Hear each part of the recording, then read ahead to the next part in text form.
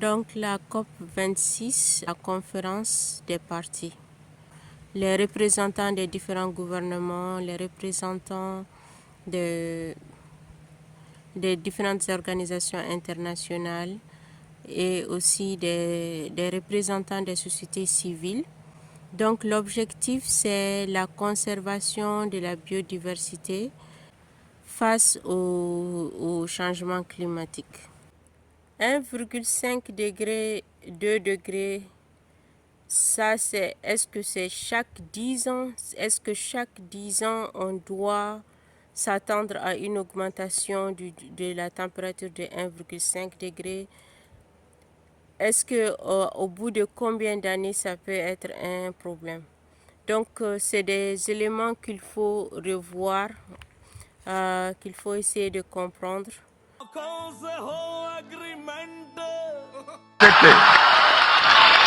À 19h30, Laurent Fabius valide l'accord sur le climat après 13 jours de négociations. Tous les pays, même ceux que l'on annonçait les plus réticents, saluent un accord historique. C'est une grande victoire pour l'humanité parce que le monde a su se rassembler aujourd'hui pour faire une promesse aux générations futures.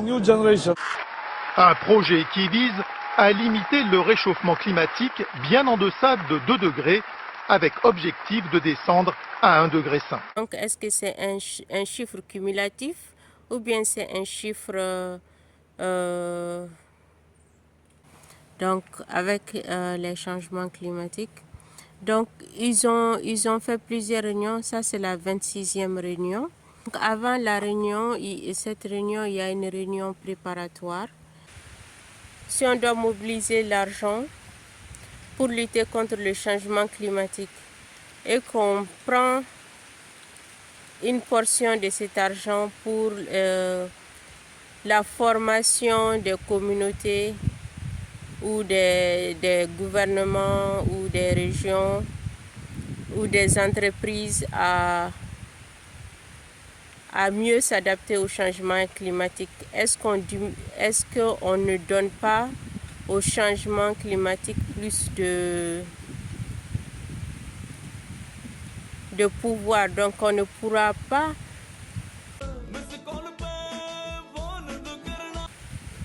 on va perdre, il y a un risque de perdre la bataille parce que le changement climatique aura gagné du terrain. Donc l'autre élément dont ils parlent, c'est ce qu'ils appellent scaling up et adaptation au changement climatique, c'est-à-dire que l'amélioration de la capacité des communautés à s'adapter au changement climatique.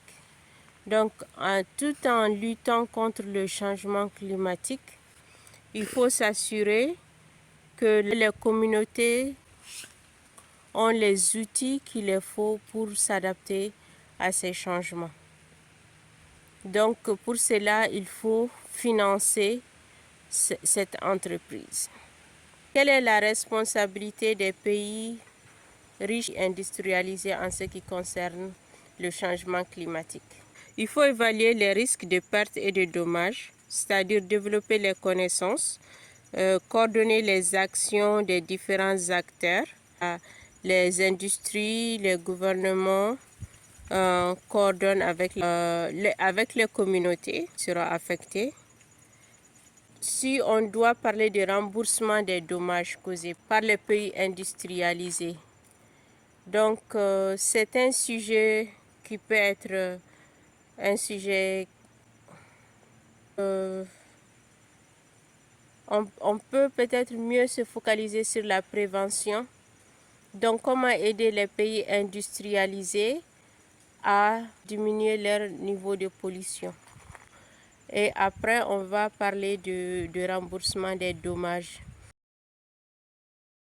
Le Rhode Island est l'État le plus petit aux États-Unis.